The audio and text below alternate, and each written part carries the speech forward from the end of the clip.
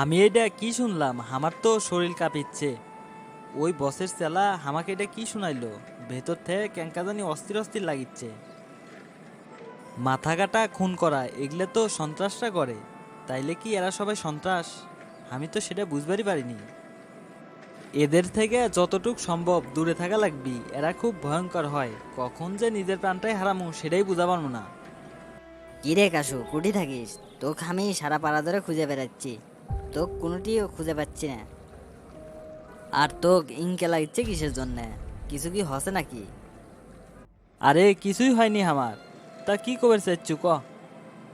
শোনেকবে এগুলা কথা কি আর জোরে কওয়া যায় নাকি? আজকে রাতত কালের পাড়া হাই স্কুল মাঠে কনসার্ট হবি। তো আমি চিন্তা করছি তুই আমি সল্টেজ আর মোকলেস তিনজন মিলে যাবো হানি।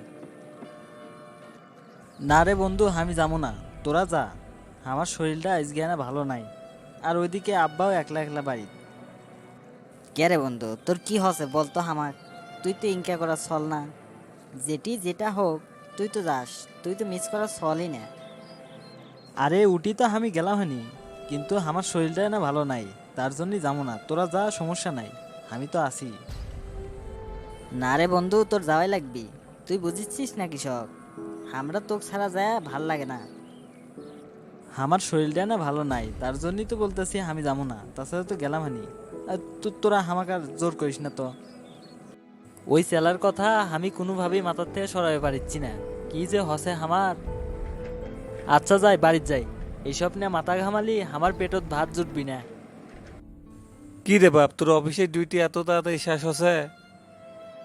আর তুই এত ঘামিচ্ছু কে? তোকে জানি ক্যাঙ্কা লাগিচ্ছে। আব্বা অফিসেও তেনা কাজ বাজ কম, তার জন্যই আগেই চলে আসনু। আর আমি তো বড় পদে আছি, আমার প্রতিদিন অফিসত যাওয়া লাগবি না। আচ্ছা, তা না হয় বুঝলাম, কিন্তু তুই এত ঘামিচ্ছু কৃষক, তোর কি কিছু হয়েছে বাবা? না আব্বা, কিছুই হয়নি। রাস্তাঘাটে প্রচন্ড জ্যাম তো, তার জন্য এঙ্কা লাগিচ্ছে হামাক। আচ্ছা যা, ফ্রেশ হয়ে আয়, টেবিলে ভাত রাখা আছে। আচ্ছা আব্বা, তুমি যাও, আমি আসিচ্ছি। শরীরটা আমার চাকরি হওয়ার পর থেকে ক্যাঙ্কা যেন হয়ে গেছে, ঠিক মতো খাওয়া দাওয়া করে না। সারাক্ষণ কি নিয়ে এত ভাবে?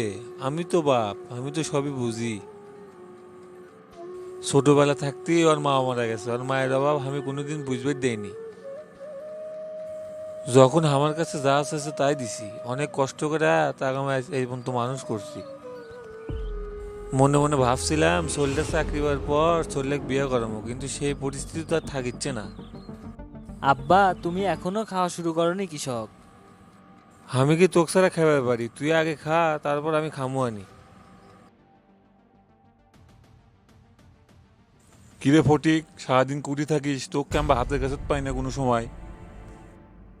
পেট পুরো করে খাবি আর রাজার পেটের মতো নবাবি দেখাবি, কাজের বেলার তো কোনো খবরই নাই। তোকে আমি এটি সেই জন্য রাখছি রে। বস, আমি মেশিং। হ্যাঁ, আমি মেশিং। আর এই মেশিং কখনো সারাদিন শুয়ে বসে থাকে না, নানান কাজে ব্যস্ত থাকে। সব কিছু আমার নিজের হাতেই হ্যান্ডেল করা লাগে। আজ পর্যন্ত কোনো কাজই ঠিকঠাক মতো করে পারিস না, আবার বড় বড় কথা। তোকে যে আমি কছিলাম কালের পাড়া বাজারের দক্ষিণ সাইডে আকাশ মেয়ে 13 শতক জমি আছে, সেই জমি আমার লাগবি। এই বিষয় নিয়ে কি কোনো কথা কছু আকাশ মেয়ের সাথে? বস, এই বিষয়টা নিয়ে আমি আকাশ মিয়ার সাথেও কথা কছি। সে জমিটা বিক্রি করবি না।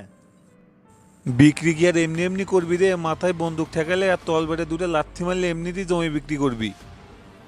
আমার নাম মতি ডাকাত, ছোটবেলার থেকে ডাকাতি করে করে বড় হয়েছি, মন যেটা যখন চাইছে তখন সেটাই পাইছি। বস, আমি খালি আপনার অর্ডারের অপেক্ষাতেই বসে আছি। আপনি খালি অর্ডার দেন, ওর হাড্ডি মাংস গুঁড়া করে ওর জমি আমি লিখে নিয়ে আসতেছি। না, আগেই কিছু করা যাবি না, যা করা লাগবে ঠান্ডা মধ্যে করা লাগবে, এত গরম হওয়া যাবি না। তুই এক কাজ কর, আকাশ মেয়ের সাথে আবার ভালোভাবে ঠান্ডা মাথায় এই জমি বিষয় নিয়ে কথা বল, কোনো ঝামেলা করা যাবি না। আচ্ছা বস, ঠিক আছে, আপনার কথা মতোই সব হবি। আর শোন, আকাশ মেয়েকে আরো কবি জমির যে দাম তার ডাবল দাম আমি তাক দিমু, আর কি না হয় তা আপডেট আমাকে জানা। আসসালামু আলাইকুম চাচা, কেঙ্কা আছেন বারে?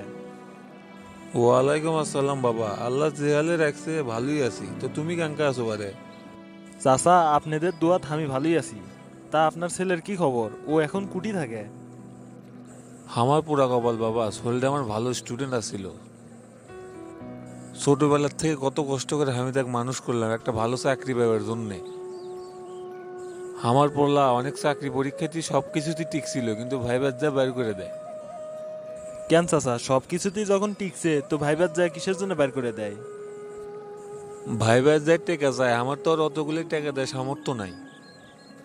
এর জন্যই আমার পোলা চাকরি হয়নি, তার জন্যই আজ নেশার মধ্যে চলে গেছে। আমার পোলা আমি আর এই লাইন থেকে ফিরে বের পারছি না, ও কারো কথাই শুনে না। দেখেন চাচা, দেশ আজ কোন পর্যায়ে গেছে।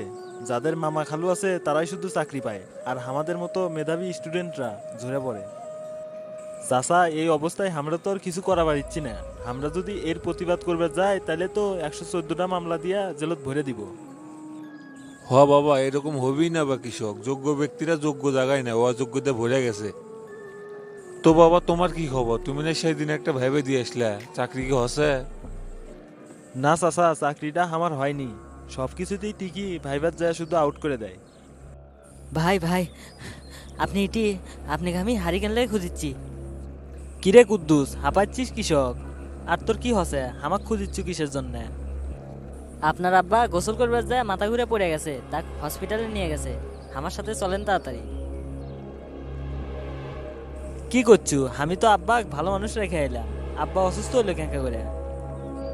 ভাই এগুলা পেছাল পাড়ার সময় নাই, চলেন তাড়াতাড়ি, খুব সিরিয়াস অবস্থা। আচ্ছা ঠিক আছে, চ তাড়াতাড়ি। আব্বা, আব্বা আপনার কি হসে? শুনলাম গোসল করবার যায় নাকি মাথা ঘুরে পড়ে গেছেন। কি আর হবি বাবা, বয়স তো অনেক হয়ে গেল। গোসল দিবার গেছুনু, হঠাৎ করে মাথা ঘুরে পড়ে গেলাম। অনেকক্ষণ যাবত অজ্ঞান হয়ে পড়ে আসিলাম, হঠাৎ করে দেখি আমি হসপিটালে বেডও। তারপর আর কি হচ্ছে আমি কয়ে পাবো না। আব্বা তো কোনোদিন হামাক অসুখ বিসুখের কথা কয়নি।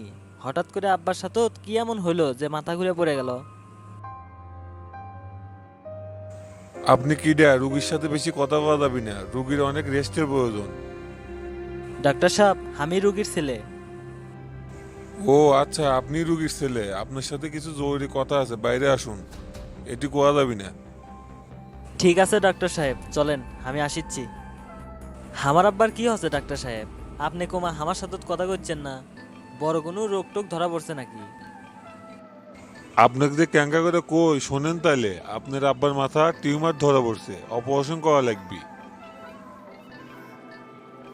আর এই অপারেশন যদি খুব তাড়াতাড়ি না করা হয়, আপনার আব্বার বেশি দিন বাঁচবি না। কি করছেন ডাক্তার সাহেব? এটা আমার আব্বার হবারই পারে না। আপনি শান্ত হন, নিজেকে কন্ট্রোল করুন। রিপোর্টে যেটা আছে আমি সেটাই করছি। এটি আমার আর আপনার কিছুই করার নেই। আল্লাহ কখন কার কোন রোগ দিয়ে পরীক্ষা করবি সেটাকে আমরা কয়া পারবো? আপনি যত তাড়াতাড়ি পারেন আপনার আব্বার অপারেশন করে ব্যবস্থা করুন, যে কোনো সময় মারা যেতে পারে। তা ডাক্তার সাহেব, অপারেশন করাতে কত টাকা লাগবে?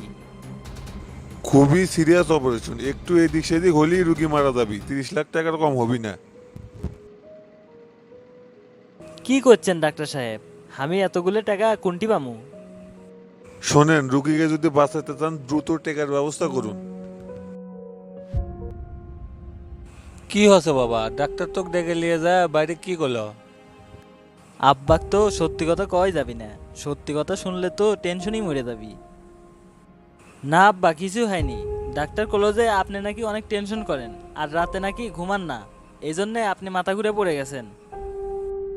না বাবা, আমি তো কোনো টেনশন করি না, রাতে ঘুম তো ঠিক মতোই হয়। সত্যি করে কত বাবা, ডাক্তার সাহেব তো কি করলো? আমার কি কোনো জটিল রোগ টোগ হচ্ছে নাকি?